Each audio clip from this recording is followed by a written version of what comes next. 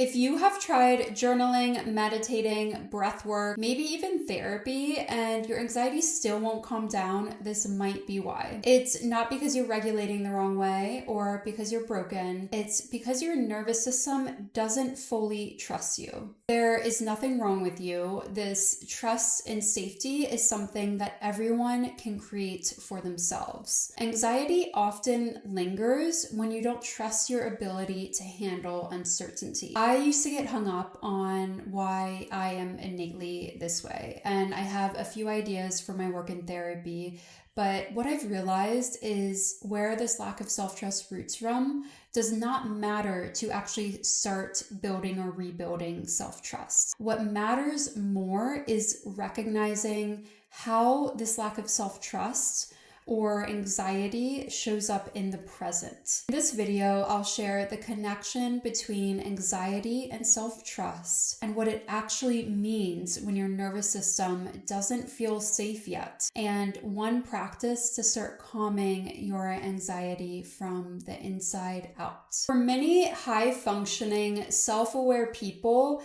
anxiety rooted in self-trust looks like tying your worth to how well you perform, or apologizing when you didn't do anything wrong, over-explaining your decisions, and intellectualizing your emotions instead of feeling them. On the outside, you might look calm, competent, and put together, but internally, there is a constant hum of, did I do that correctly? Or did they take that the wrong way? And here's a distinction that shifted everything for me. Anxiety is not always about the situation at hand.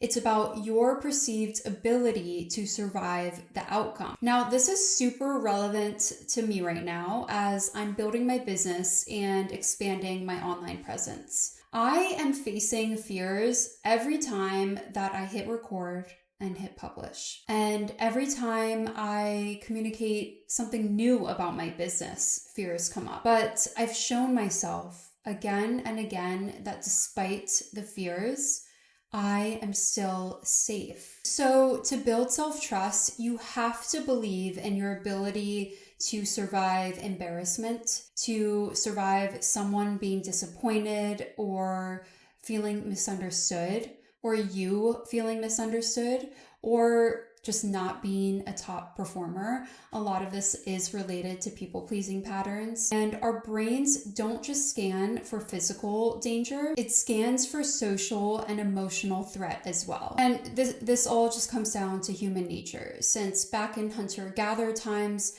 if we were abandoned by our people, that very likely would lead to death because we would run out of resources, protection, etc.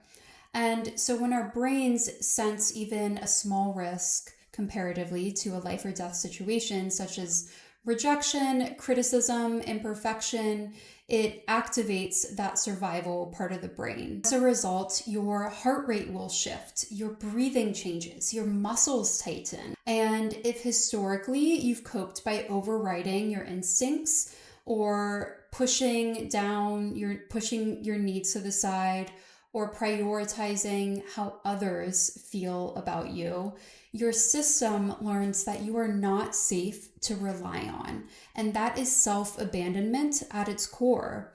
And that's what I mean when I say your nervous system doesn't fully trust yourself yet.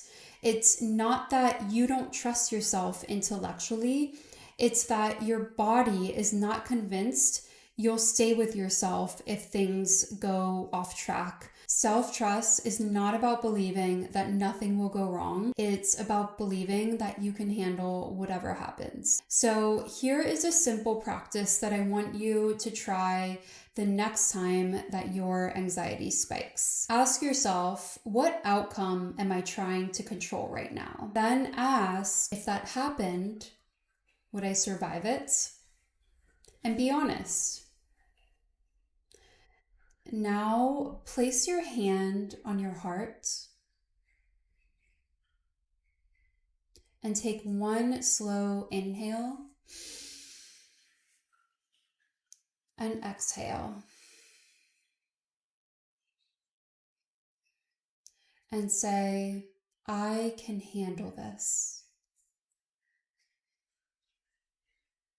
A couple more breaths, repeating that to yourself. I can handle this.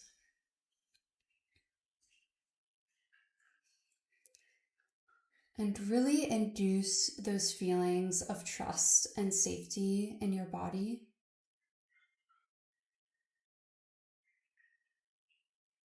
Really anchoring that in with each breath. This small shift tells your nervous system, I will stay with you. I'm here for you, even if this is uncomfortable. And over time, that repetition builds trust. You can think of self-trust as a means of nervous system regulation. If you have made it to this point of the video, first off, thank you so much. I would love to hear what resonates in the comments. I read every comment and it helps support and push my videos out to more people. As well, if you feel inclined, I invite you to subscribe. I would love to have you back here. And if you want to go deeper into strengthening your relationship with yourself and your intuition, I have an entire intuition series here that walks you through the science of intuition and how to trust it and embody intuition step by step. Thank you so much for being a part of the Finding Joy Collective, and subscribe for more on self-love, spirituality, and self-trust.